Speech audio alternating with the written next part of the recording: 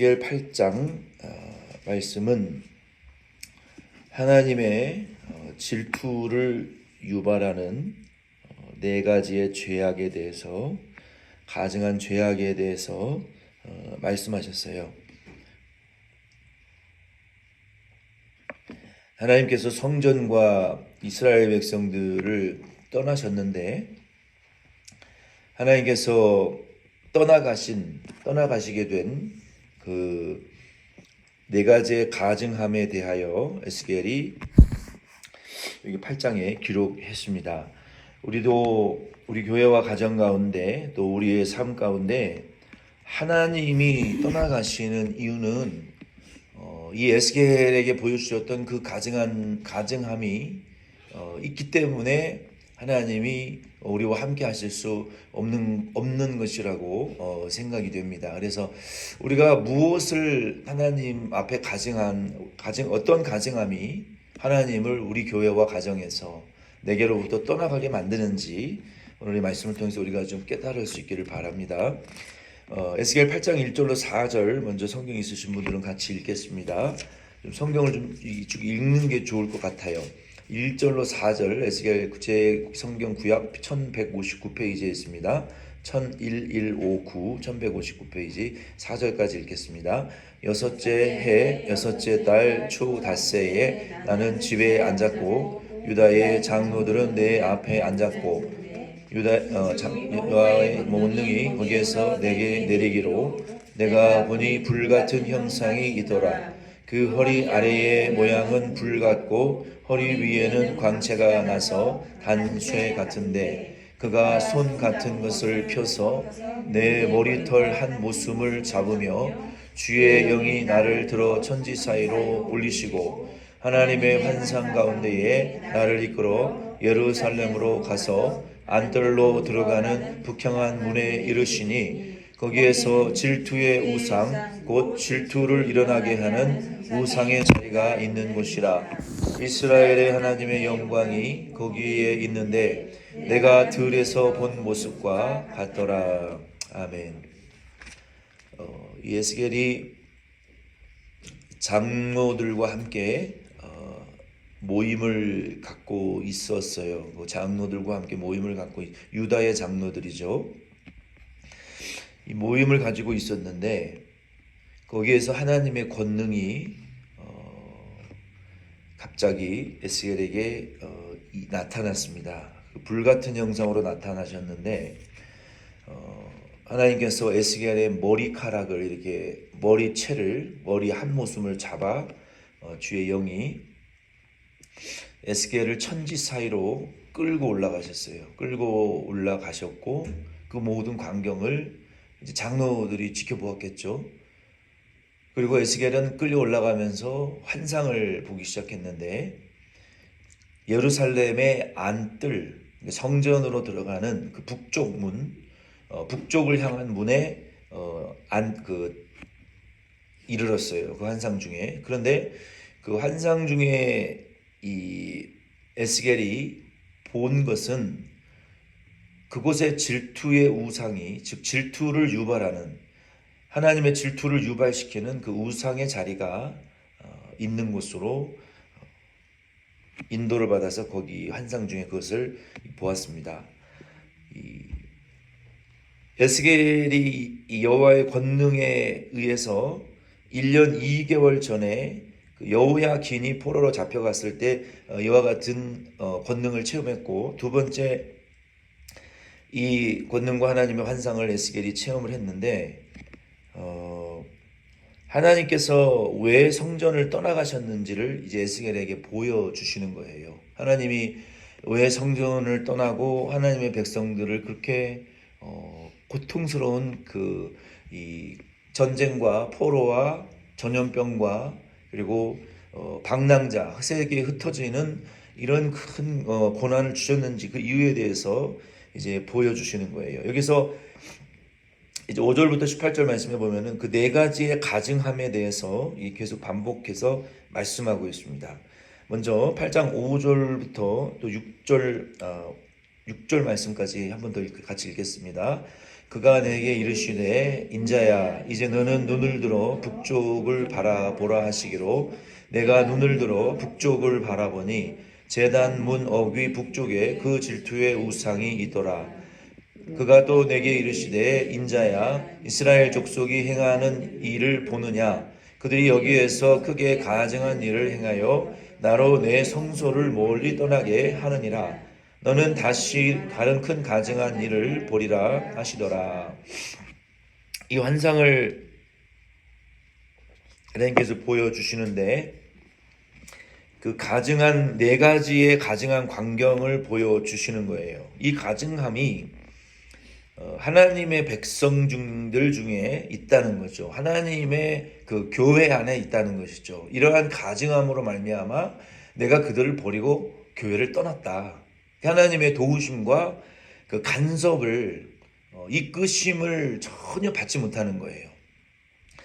그래서 하나님의 이 질투가 유발되어지는데 이 질투라는 것은 이 히브리어로는 이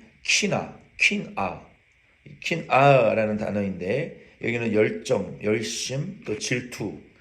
그러니까 하나님이 질투라고 하셨을 때 이 질투는 성경에 43회 이 질투라는 단어가 등장합니다.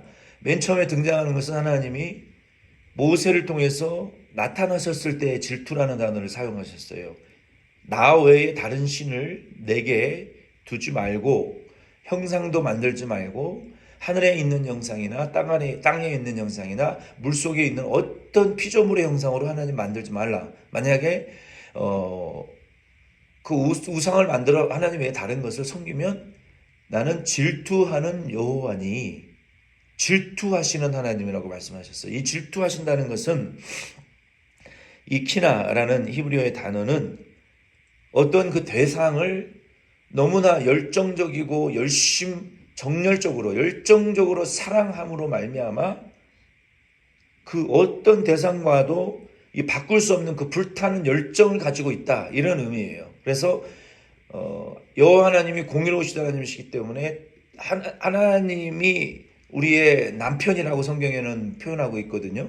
하나님이 우리의 남편이요 예수가 우리의 신랑이라고 성경은 표현하고 있어요. 그래서 남편이 아내를 사랑하는데 그 열정적인 불타는 사랑으로 사랑하는 그 사랑을 우리에게 표현하고 계시고 신랑이 신부를 사랑하는 것처럼 아주 순결하고 거룩한 이러한 그 사랑과 질투하심으로 하나님의 성도와 교회를 그렇게 열정적이 불타는 사랑으로 사랑하신다는 거예요. 근데 하나님 외에 교회와 성도가 다른 것을 바라보고 다른 것을 의지하고 다른 것을 신뢰하고 다른 이름을 부르면 하나님이 질투하신다는 거예요. 불타는 열정으로 그 대상에 대해서 질투하셔서 하나님의 성도와 신부인 교회와 성도가 신랑과 우리의 남편이신 하나님 아버지 외에 다른 신을 따르고 섬기고 좋아하고 더 두려워하는 대상이 있으면 하나님이 질투하셔서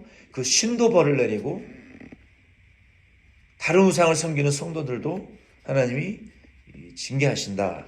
그 불타는 열정적인 사랑에 질투하신다는 의미는 그런 의미라는 거예요. 그래서 하나님의 백성들 가운데 이 질투를 유발시키는 이러한 가증한 일들이 기록이 되어 있는데요. 이 에스겔서에 이 질투라는 단어가 성경에 43회가 등장하는데 9번이나 기록이 되어 있어요. 에스겔서에. 43회에 9번이면 20.3%에 해당하는 단어입니다. 그러니까 하나님께서 이 에스겔서를 통해서 우상 섬기는 하나님의 백성들에 대한 이 질투에 대해서 그만큼 강도 높게 지금 말씀하고 계신다는 거예요. 5절로 6절을 보면 이 가증한 하나님의 질투를 유발시키는 이 가증한 첫 번째 가증함이 무엇이냐면 이 질투의 우상이 하나님이 성전에서 떠나가게 만드는 일이라는 거예요. 그래서 우리는 성도로서 하나님이 우리로 하여금 질투하게 해서는 안 되고 우리를 떠나가게 해서는 안 되고 우리는 항상 하나님을 모시고 하나님을 섬기는 하나님의 질투를 유발시키는 존재가 되어서는 안 되고 하나님의 사랑과 긍휼을 계속 유발시키는 그런 성도가 우리가 되어야 됩니다. 이제 6절로 12절 말씀, 6절 한 번 더 읽겠습니다. 6절로 12절을 같이 읽겠습니다. 시작. 그가 또 내게 이르시되 인자야 이스라엘 족속이 행하는 일을 보느냐. 그들이 여기에서 크게 가증한 일을 행하여 나로 내 성소를 멀리 떠나게 하느니라. 너는 다시 다른 큰 가증한 일을 보리라 하시더라. 그가 나를 이끌고 뜰 문에 이르시기로 내가 본즉 담에 구멍이 있더라. 그가 내게 이르시되 인자야 너는 이 담을 헐라 하시기로 내가 그 담을 허니 한 문이 있더라. 또 내게 이르시되 들어가서 그들이 거기에서 행하는 가증하고 악한 일을 보라 하시기로 내가 들어가 보니 각양곤충과 가증한 짐승과 이스라엘 족속의 모든 우상을 그 사방벽에 그렸고 이스라엘 족속의 장로 중 70명이 그 앞에 섰으며 사만의 아들 아야 사냐도 그 가운데에 섰고 각기 손에 향로를 들었는데 향연이 구름같이 오르더라. 또 내게 이르시되 인자야 이스라엘 족속의 장로들이 각각 그 우상에 방한 어두운 가운데서 행하는 것을 내가 보았느냐. 그들이 이르기를 여호와께서 우리를 보지 아니하시며 여호와께서 이 땅을 버리셨다 하느니라. 아멘. 요 6절로 12절의 말씀에 보면은 두 번째 가증함에 대해서 말씀하고 있어요. 두 번째 더 큰 가증한 일이라고 6절과 9절에 말씀하셨고 가증하고 악한 일이라고 살짝 다르게 하나님 표현하셨죠. 무엇이 더 악하고 가증합니까? 그러니까 가증하는 것은 결국 하나님의 그 질투를 유발하게 만드는 성도의 그 믿음의 태도가 잘못되면 그 하나님의 진노를 유발시킨다는 거예요.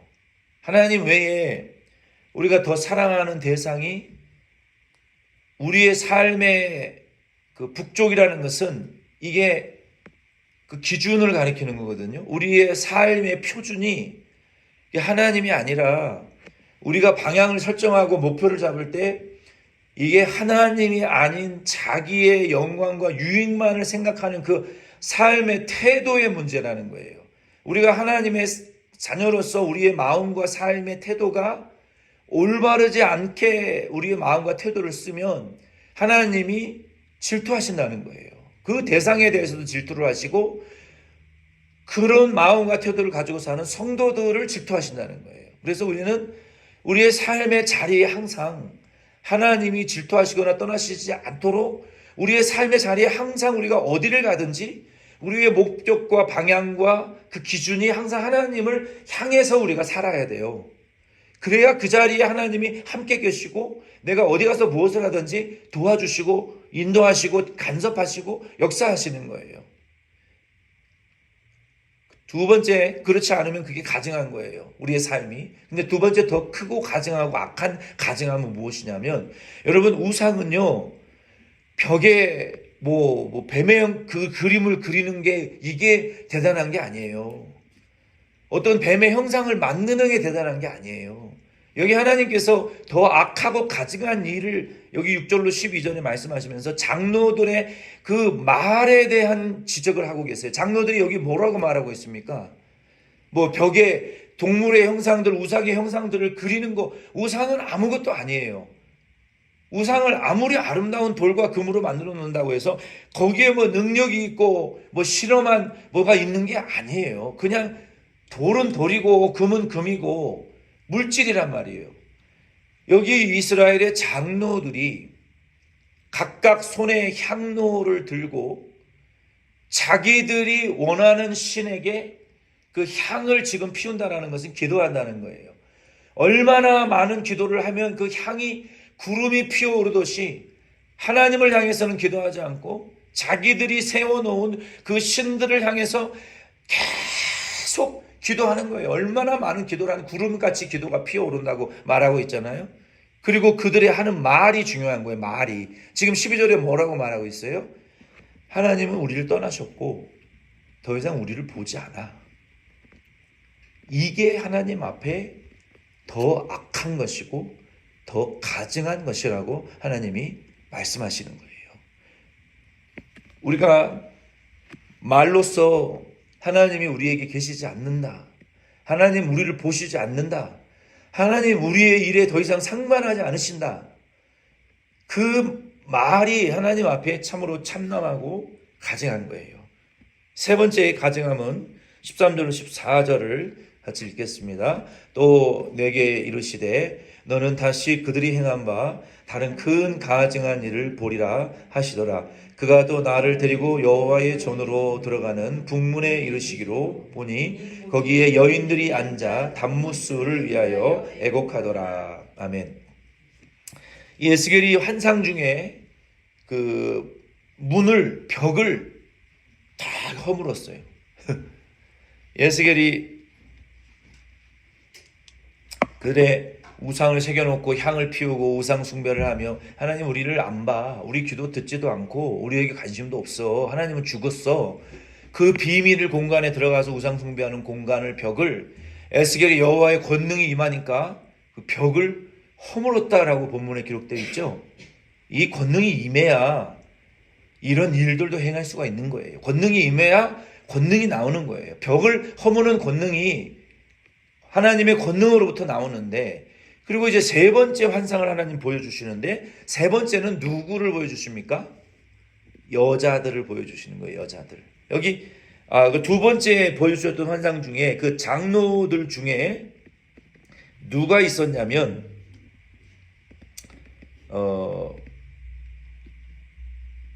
아야사냐라는 사람도 있었어요. 이 아야사냐라는 사람은 70명의 장로들 사이에 있었던 사람인데, 요시야 왕이 종교 개혁을 할 때 함께 일한 서기관 사반의 아들이었어요. 요시야가 가장 큰 구약의 종교 개혁을 이루었던 사람이잖아요.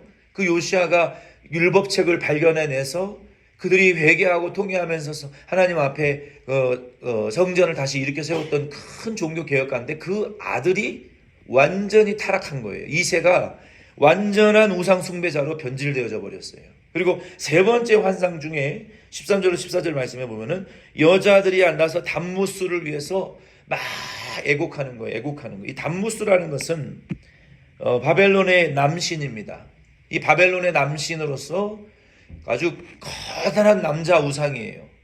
그 남자 우상은 풍요를 상징하는 우상이고, 봄이면 단무스가 식물을 소성하게 하는 신이라고 믿었고, 그리고 하천이 마르고 식물이 시들면, 그리고 여름이 되어서 그 신이 지하에 내려갔다가 봄에 다시 올라온다. 그러니까 이제 봄이 지나서 여름이 되었으니까 단무스가 땅 속으로 들어갔기 때문에 슬퍼하는 거예요. 봄이 와야 다시 그 신이 단무스가 나와서 생명을 풍성하게 하기 때문에, 그 신이 없기 때문에 애통하는 거예요. 이 하나님의 백성들이 자연만물과 생사화복을 주장하시는 분이 하나님이 아니라 이러한 단무스라는 남자의 신을 세워놓고, 그리고 음란하게 그 남신과 간음하는 이러한 행위들을 하며 애통해하는 이 하나님의 백성들의 여자들의 모습을 하나님의 환상 중에 세 번째 보여주시는 거예요. 네 번째 환상은 더 크고 가증한 일을 하나님 보여주시는데, 15절로 18절 말씀을 우리 마지막으로 같이 읽겠습니다. 그가 또 내게 이르시되 인자야 내가 그것을 보았느냐? 너는 또 이보다 더 큰 가증한 일을 보리라 하시더라. 그가 또 나를 데리고 여호와의 성전 안뜰에 들어가시니라. 보라, 여호와의 성전 문 곧 현관과 제단 사이에서 약 25명이 여호와의 성전을 등지고 낮을 동쪽으로 향하여 동쪽 태양에게 예배하더라.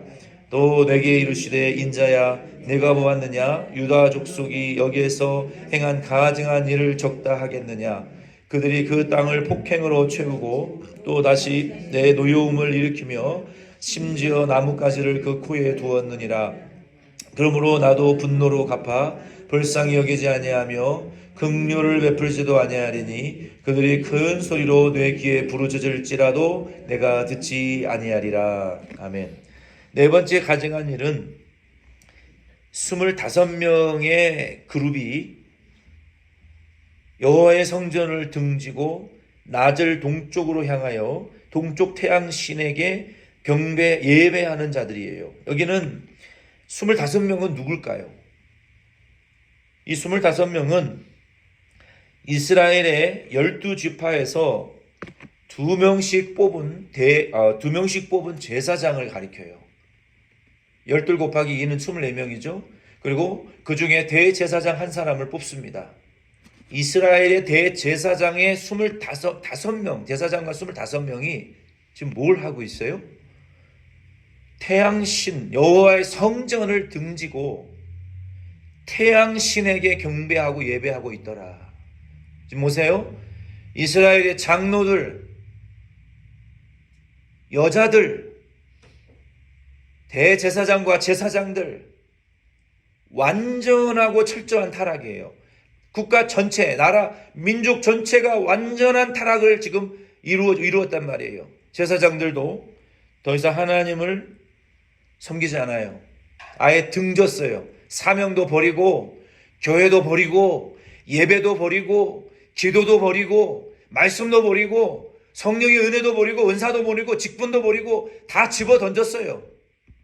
아예 등을 지고 세상을 향해서, 자연을 향해서, 태양을 향해서 이런 미련한 짓이 어디 있어요? 피조물을 향해서 그들이 경배하며 예배하면서 코에 나뭇가지를 댔다라고 말하고 있어요. 이 태양신을 섬기는 사람들은 태양의 광선이 더러워지지 않기 위하여 태양광선을 경배할 때 자기의 얼굴로 나뭇가지를 코에 댔다라고 해요. 그래서 그 태양광선이 자기 코에 비추어질 때 부정하다고 나뭇가지로 그것을 소독하고 깨끗하게 정결케 한다고 그 나뭇가지를 댔다라고 합니다. 이것이 태양신을 섬기는 가정이었다는 거예요. 얼마나 미련하고 어리석고 아둔한 짓입니까? 이와 같이 여호와를 등지는 삶, 하나님을 잊어버린 삶, 주의 이름이 없는 삶, 여호와의 이름을 부르지 않는 삶, 여호와 완전히 등진 자의 삶이 여호와의 진노와 질투를 유발시키는 삶이라는 것을 우리는 아셔야 돼요. 그래서 우리는 우리 자신뿐만 아니라 우리 교회와 우리의 교회 성도들 중에, 우리의 가족들 중에, 우리가 전도하기 위해서 지금 기도하고 있는 영혼들 중에, 그리고 입을 더 크게 벌리면 우리 지역 사회 교회들 중에, 우리 한인들 중에, 미국과 한인의 이 사회 속에 여호와의 등진자들의 죄악을 우리가 애통히 해야 돼요. 단무스를 섬기는 자들을, 우상 섬기는 자들을 위해서 우리가 회개해야 되고, 여호와가 우리를 보지 않으신다, 들으지 않으신다라고 하는 자들의 죄악들, 삶의 자리에 질투의 우상을 세워놓고 하나님 없이 살아가는 이러한 모든 사람들의 죄악을 우리가 애통히 여기면서 회개해야 돼요.